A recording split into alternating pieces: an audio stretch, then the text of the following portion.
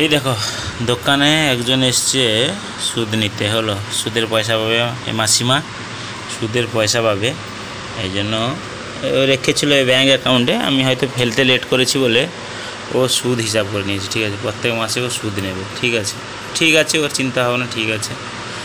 আর ও সকাল এখন কটার সময়, সকাল এখন টাইম দেখাবো।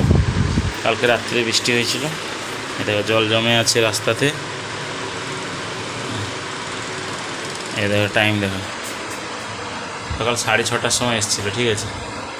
এখন সকাল হয়েছে ভোর ভোর, এখন সূর্য এখনও ওঠেনি, ঠিক আছে। তো এরা পয়সা নিতে চলে এসছে, কিন্তু এই মাসিমা এসছে পয়সা নিতে, ঠিক আছে।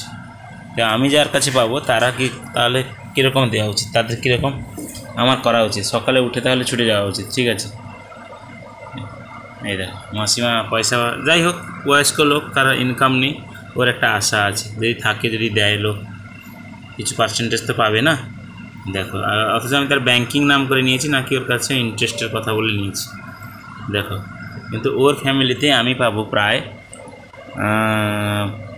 20,000 টাকার উপরে পাবো, ঠিক আছে। ওর ফ্যামিলিতে আমি 20,000 টাকা, ও ছেলেদের উপরে আমি গাড়ি দিয়েছিলাম আর টাকা কিছু দিয়েছিলাম ব্যবসা করতে, দেবে। কিন্তু দেখো এখন আমি সিসিটিভিতে দেখাচ্ছি, এই বাইরে এরকম বসছিল, ঠিক আছে, এই বাইকটা দেখাচ্ছি, ঠিক আছে।